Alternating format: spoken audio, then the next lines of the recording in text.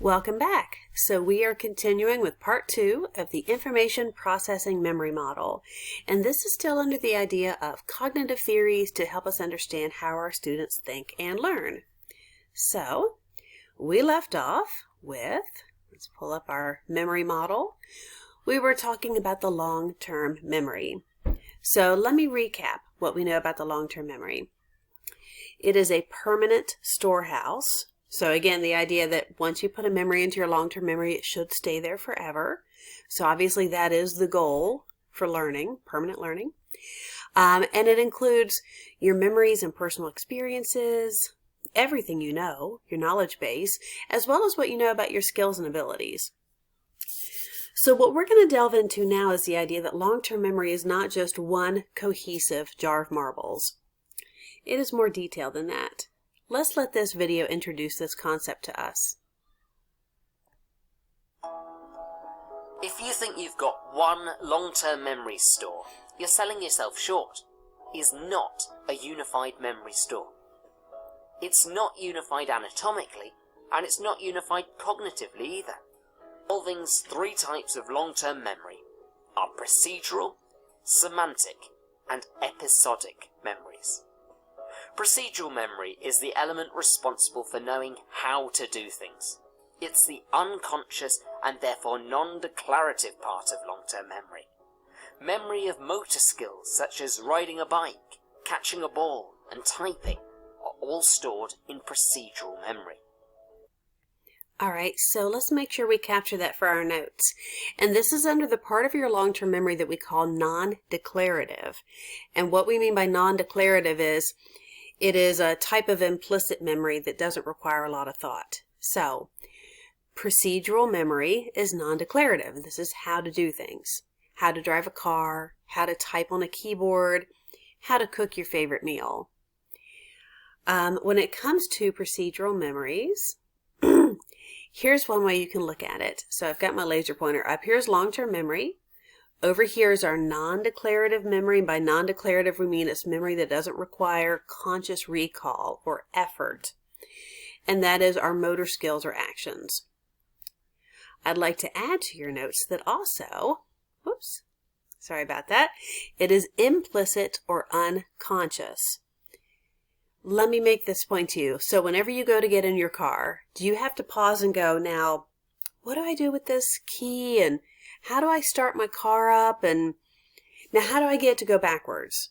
You don't have to work hard to recall procedural memory. It becomes almost automatic to us. So every time we hop on a bike or get out our keyboard, we don't have to think to ourselves, now how do we do that? Okay, that's what we mean by unconscious or non-declarative. All right, but that's just one part of your long-term memory. The other part is your declarative memory. Your declarative memory requires conscious recall. Okay, it's not automatic. And we can see here there are two parts of it. So here's our explicit or declarative memory, and we can see there's episodic and semantic. So let's break that down. We'll start with semantic memory. Semantic memory is basically your knowledge base. What have you learned about objects in your environment, about concepts, about people? It's facts and general knowledge. So if there's a encyclopedia or a dictionary part of your brain, that is your semantic memory. And I'd like to point out, this is important, this is knowledge that is not necessarily connected to your personal history. So it might be what you know about waterfalls, but not necessarily the last time you hiked somewhere and saw a waterfall. Okay, so this is sterile knowledge and facts. And this does require mental effort and practice to recall. So this is like, for instance, if you're wanting to, like we said before, hop on a bike and go for a ride, you don't have to really think about that. But if I'm wanting to ask you what makes an animal a marsupial, you might have to pause for a moment and recall that information to tell it to me. Or if I ask you, what are the different types of rocks out there and where are they found? Again, you'd have to pause to recall that. information about the world around us is stored in semantic memory. The semantic memory store allows us to remember the meanings of words, as well as other socially relevant facts about the world. China is a country on the continent of Asia. Spaghetti is a type of pasta. It's not personal, but semantic memory is conscious thought and is declarative. All right, so that is your semantic memory. And the other part of declarative memory is your episodic memory. So this is your personal experiences. So if the semantic memory is the encyclopedia in your head, the episodic memory is the scrapbook. You, the story of you and what you have done in your life. It is often greatly connected to location, emotion, your senses, your circumstances. And Tolving's third type of long-term memory is episodic memory, responsible for storing information about events that we have experienced in our lives. Like semantic memory, episodic memory is conscious and declarative. However, episodic memory is distinct from the other two stores due to its personal nature. If you can remember your first kiss, then you're using your episodic memory. For a cognitive model such as this to be valid, researchers must be able to demonstrate that the elements of the triptych are distinct from each other. In other words, it should be possible to prove that each of the three elements exists independently of the other two components. So again, these are three distinct parts of your long-term memory. And again, the episodic is the scrapbook part, and it is greatly related to this idea of context. And if you need a visual to help you out, so procedural might be how to play baseball. Semantic might be naming the largest mountain in Australia. Episodic might be what you did on your last birthday. Now, I do want to point out these are distinct categories. And I was reading a little bit up on this, trying to find some interesting facts, and I think it's interesting that women tend to have a better episodic memory than men do. So it is perhaps easier for us, and we also remember perhaps more detail when it comes to the personal story of our lives. And we talked about amnesia a little bit earlier, and I referenced the movie 50 First Dates, where the characters there have anterograde amnesia. Amnesia does not necessarily affect all three parts of our memory. Usually the non-declarative part, your procedural memory, is left intact. Amnesia usually only affects declarative memory, your knowledge of facts and your personal story, which is why folks with amnesia can still learn new skills.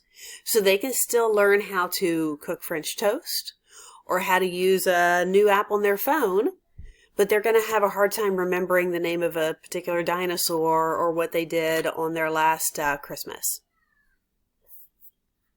Because again, they are distinct categories. All right, here are a couple of practice questions regarding the memory model in general, and basically more so from our last part of the video before we move forward. Which memory store has a very short duration, but a very large capacity? Any ideas? Takes in everything, but for a short period of time. If you are thinking sensory memory, you are correct. How can you increase the capacity of your working memory? Capacity is looking at how much can you fit in. How can you fit more and more into your short-term memory? If you're thinking chunking, you are correct. Now here's a little mnemonic that can be helpful. Chunking starts with a C, capacity starts with a C. Now if you were thinking, well, what about rehearsal? Rehearsal increases duration, how long you can hold it. Chunking is how much can you hold. All right, so here's a little example. Tanya is sitting in class.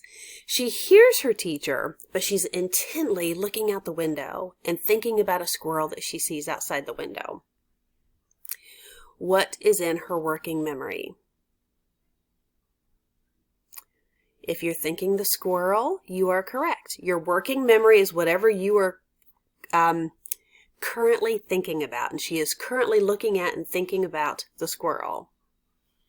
How far did the teacher's voice go in the memory model, given what we have, just given this 1-2 sentences? If you're thinking sensory memory, you're correct. She hears it, but she's not paying attention to it. She is not perceiving it. It right now is just a sound, really. So until she pays attention to it and thinks about it, it doesn't go any further than her sensory memory and just as a voice that she hears. All right, let's move forward. So memory storage. Because I said before, one of the goals of the memory model and one of the goals of teaching and learning should be to get information into your long-term memory, right? So from here, we're going to be looking at how do we do that. We're going to be looking at some teaching tips, and we're going to be looking at reasons why we tend to forget, okay? So, memory storage. Now, you might wonder why I've got this cartoon here. It's talking about brain aerobics. The reason is, memory is one of those things that goes under the idea of use it or lose it. Memory apps do help. Memory games do help. The more you work with your brain and do brain exercises, the better your memory can get. Okay, but for now, one of the more simplistic ways that we can store information into our memory is rehearsal. Now, you might think, well, we talked about rehearsal with working memory. You can use rehearsal to get something into your long-term memory. This is also called rote learning. It's where you repeat something enough. You repeat it over and over and over and over, and you do it enough until it does actually go into that marble jar of your long-term memories. But the thing is, it doesn't have any meaning associated with it. It is just that information that you have repeated over and over again. So again, we see here rehearsal is what keeps things in short-term memory, but if you rehearse it enough, it can make it over here. Here's some examples, some things that you might actually put into your long-term memory through rehearsal. Phone numbers. Now, I know we don't do that much anymore because we can just program it into our phone. Flashcards. So when you use flashcards for particularly the multiplication table, that is one way that you can memorize certain math facts. If you think about certain sayings or pieces of scripture from church, usually you simply repeat it enough to where you know it and it stays with you perhaps forever, but it's just something that you've memorized. All right, so when it comes to rehearsal or rote learning, it really can be pretty ineffective because, again, there's no meaning attached to it. It's just this information in isolation. But it does work better if it is what we call distributed over time. By distributed over time, what I mean is doing it repeatedly over a long period of time, rather than cramming, and sorry, that should be A, rather than in a short period. So, if you cram the night before the test, and you repeat, and you take the test, most likely you'll lose that information. But if you, let's say, grow up in a Catholic church, and every single Sunday you say the Our Father who art in heaven, well, after saying that, 100 or so times, it's probably going to stick with you and be in that long-term memory. Same thing with memorizing the times table. All right, meaningful learning. Hold on a moment here. All right, meaningful learning. So meaningful learning is where you connect this new information that you're trying to remember to something you already know, to previously stored information, okay? This leads to what we call understanding or comprehension. So rather than just trying to memorize a list of facts or a list of dates or numbers, you actually try to connect to it and understand it. This is what we should be trying to do in our classrooms. You might remember this from Chapter 1, the principles of EdPsych. So one of them was students learn more effectively when they relate new information to existing knowledge. And I said that's why we should give our students examples. Connect it to their personal life. Connect it to their movies or TV shows. If you can make those connections, you're helping with meaningful learning. That is one of the reasons why I say it's good to write examples down in your notes. It's good to try to see how you can apply concepts to the real world. So, meaningful learning requires you to be organized, requires you to really commit to this new information and to make some sort of an emotional commitment to it. Rote learning comes from really you don't have to have any knowledge about it at all. You can say the Our Father who art in heaven and not even speak English, and you can still memorize it. And you're not really committed to it. You're just saying the words, perhaps. With meaningful learning, it includes something that we call elaboration. So let me explain what that is. Elaboration is when you're able to take information that you already have in your head and expand on new information and make that new information bigger than it is. So for instance, you could be in an elementary class and you could be talking about types of animals, and you could mention that a kangaroo is a marsupial. And you could ask your students, so what does that mean to be a marsupial? Okay, well, based on that, then what do we know about kangaroos? And then what do we know about other animals? It's having them build on a concept using what they already know. Here's another example of that. The idea that Maria learns that whales don't have gills. That's it. So you can put that fact on the board. Whales don't have gills. And then ask them, think about that. Write down, what does that mean? What else could that perhaps lead to in terms of facts? Well, that can help them to deduce that, well, if they don't have gills, they must not be a fish.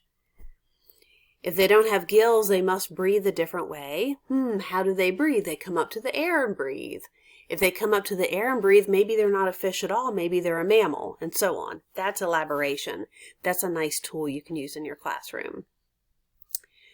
With meaningful learning, you can also include mnemonics under the category of meaningful learning. So mnemonics is any sort of a memory trick or device, and there are lots of different ones out there.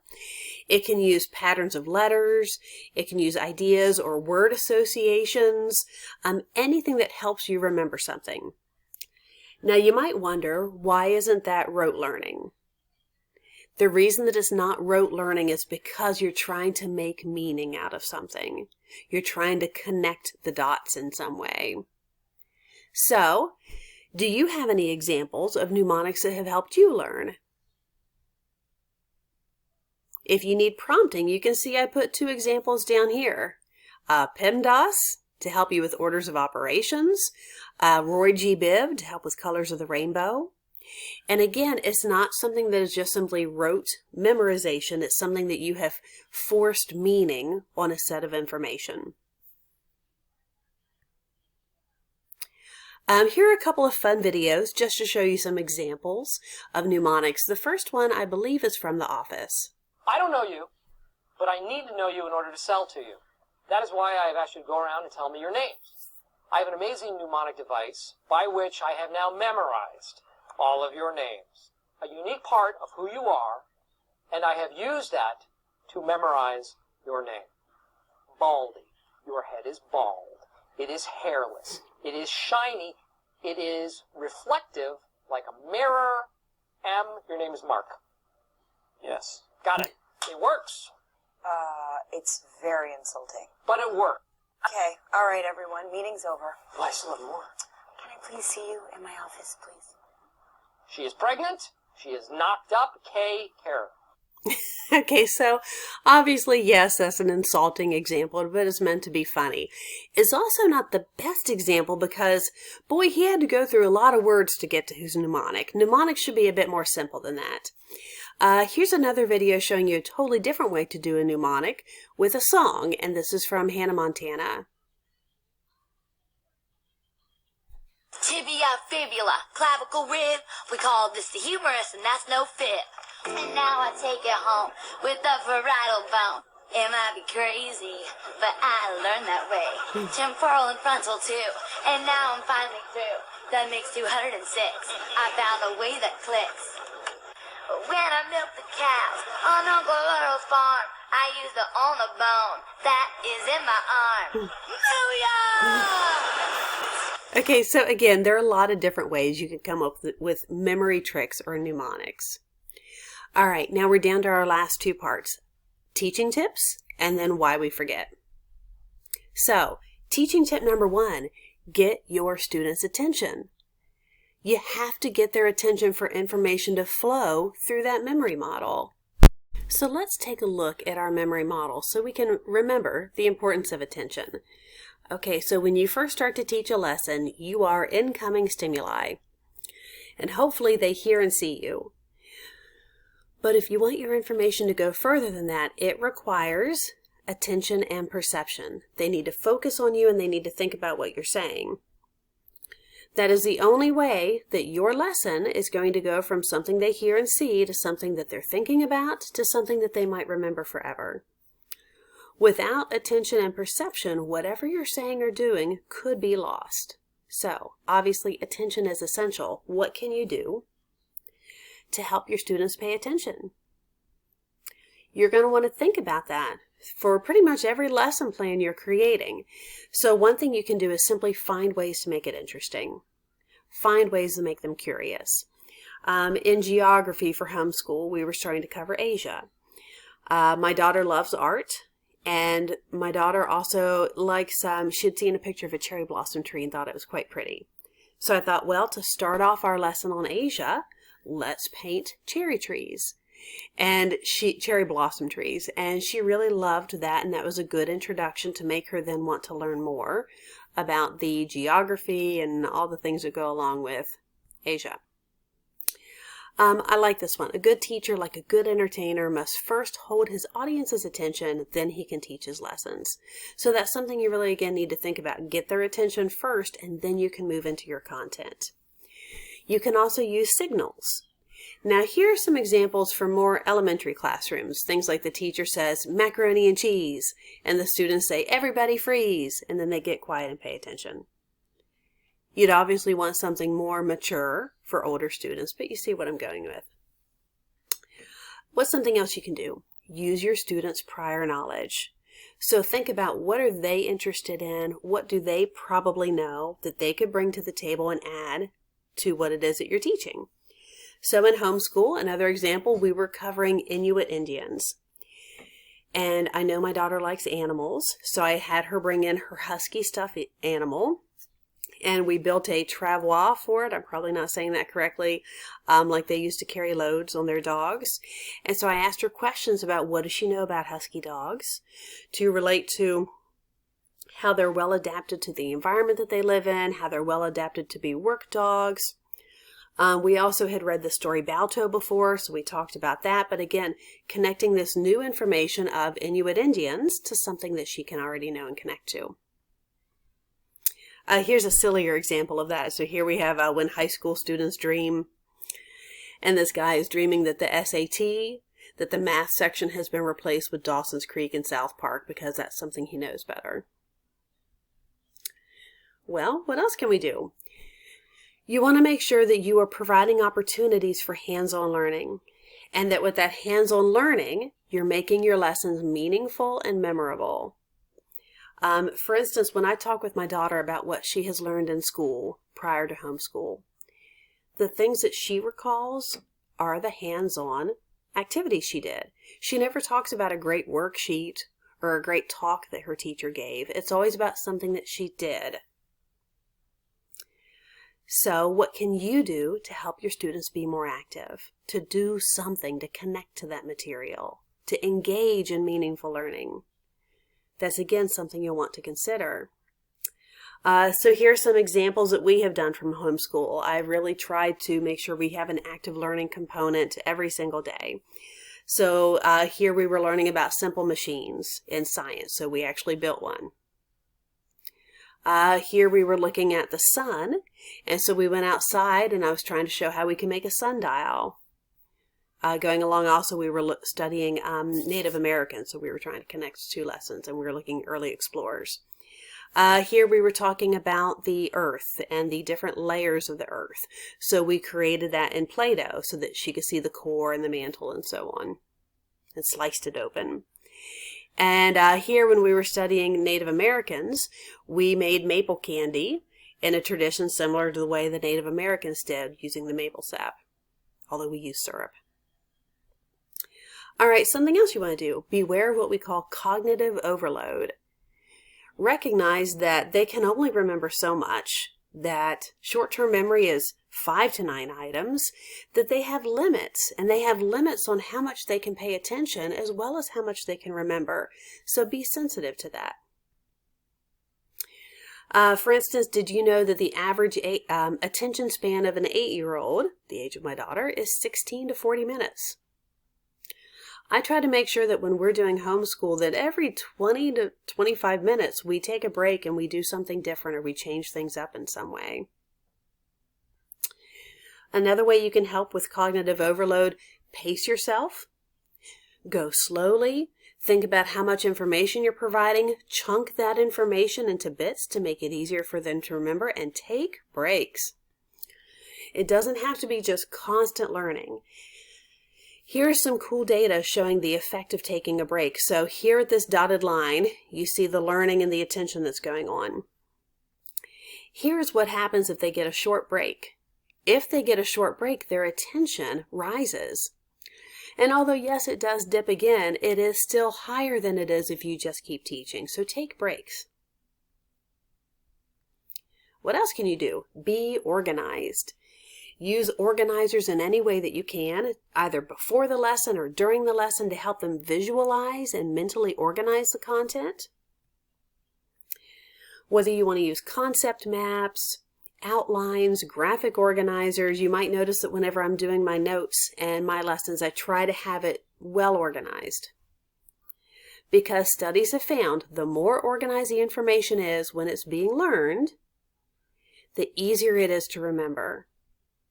That is probably why there are a lot of theories you're going to learn in life. Maslow's hierarchy of needs is one that we all tend to remember a bit better than some of the others, and it's probably simply because of the pyramid. The pyramid puts it in an organizational framework that makes it easy to recall. Number 5, use location, color, and emotion, and senses, and movement to enhance learning. So why? Well, remember we were talking about the different parts of your long-term memory, right? And one of them was episodic. This utilizes episodic memory to help with their semantic memory. So remember, episodic memory is your personal story. Semantic memory is your facts and knowledge. Studies have found if you can tap into this, and it's not as simple as doing it through personal example. It's more about, again, the context in which you learn. So for location, maybe take your students outside to learn something. For emotion, read a story or do something to evoke a particular feeling in your students. Have them get up and do movement while they're learning. Use their senses, maybe bring in a smell or sights or something, okay? Here's one of my examples from homeschool. So again, we did quite a large unit on Native Americans.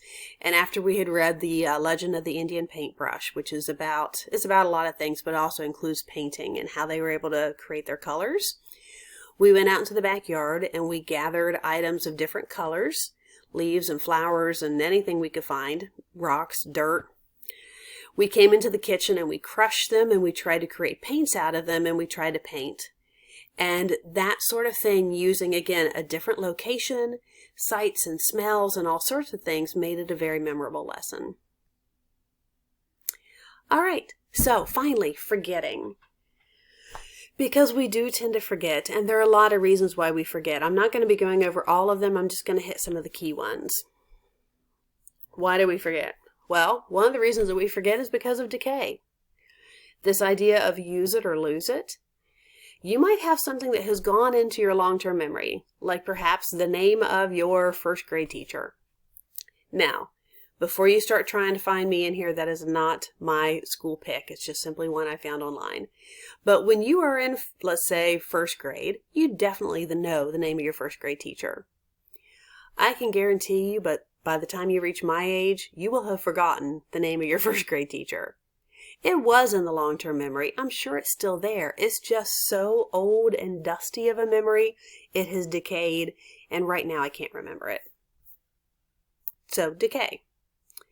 Well, oh, and another one for decay, phone numbers. When I was younger, I had memorized a variety of phone numbers that I knew for years and years and years. I can't think of any of them today. That's another one. It might still be there, I just can't think of it. What else do we forget? Interference. that sometimes we're learning different things that are somewhat related to one another, and they interfere and they make it hard to remember things. Have you ever taken two subjects that are fairly similar to one another? Different types of history, different languages, and then you'll find that when it comes to homework or test time, you get really confused on what belongs to which class. That's interference. Kind of like this meme. I don't always speak a foreign language in German class, but when I do, it's French. The idea that foreign languages can sometimes get confused as well. And another reason that we forget is called lack of retrieval cues. Retrieval cues can be very helpful for prompting our memory. So for instance, where I couldn't remember the name of my first grade teacher, if you showed me a picture of her, and if you also said her last name started with a C, and it rhymes with farm, I might be able to think of it. Here's another example of retrieval cues. When you have a test and you have a fill-in-the-blank question, a fill-in-the-blank question always seems harder. Why is that? Could it be because there's no retrieval cues? All you have is that blank, and you have to completely pull the answer out of your head. That is why multiple choice is often simpler or easier, because right here you've got 4 retrieval cues. So when I'm trying to figure out the volcano's name, I just have to go, okay, which one of these prompts my memory and can help me retrieve that information? That's a retrieval cue. Ta-da! That's it.